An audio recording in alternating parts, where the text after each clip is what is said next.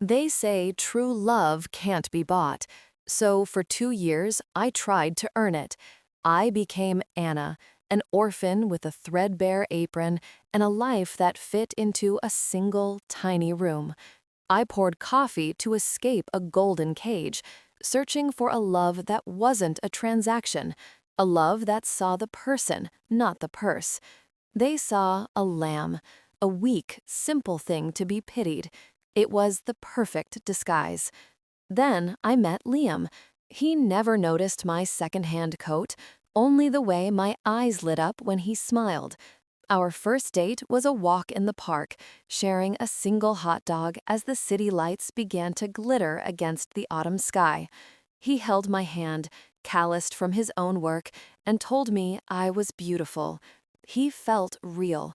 For a few perfect months, I believed I'd found it. I wasn't an heiress. I was just Anna, a girl in love. But a fairy tale built on a lie is a fragile thing. Liam's mother saw me as a stain on their reputation. His ex, Victoria, a ghost from a more polished past, would let her gaze linger on my worn-out shoes. They dripped poison into his ear about my lack of ambition, my simple life. Their words were tiny cuts, slowly bleeding my dream dry. Why is it that those who have the most are often the most terrified of those with nothing? The final blow came at the Sterling Gala. Liam insisted I go, to prove them all wrong. He bought me a dress off the rack, one he called elegant. In that grand ballroom, I felt like an imposter, a field mouse at a banquet for wolves.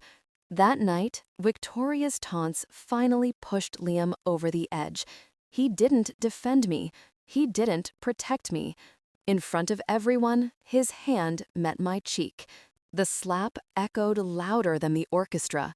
The humiliation was a physical weight, crushing the air from my lungs. They all stared, their faces a blur of pity and contempt. They thought they had broken the poor orphan girl.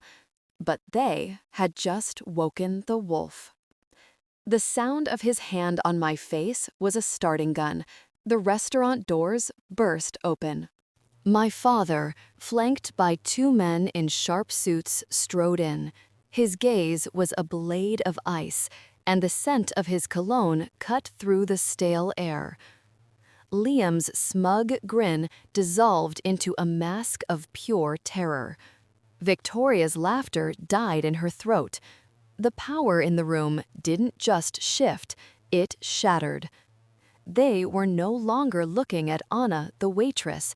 They were looking at Anastasia Sterling, sole heiress to Sterling Global. My father's eyes locked on the red mark blooming on my cheek, and his cold fury was more terrifying than any shout.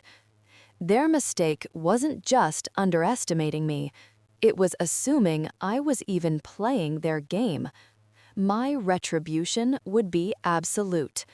I would acquire Liam's family business for pennies on the dollar. His mother's social circle would turn to ice.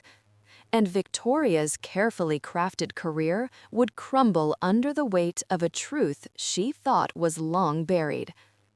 I saw the pathetic hope flicker in Liam's eyes, but mercy is not a currency I trade in. I gave my father a single, silent nod, and their entire world began to end.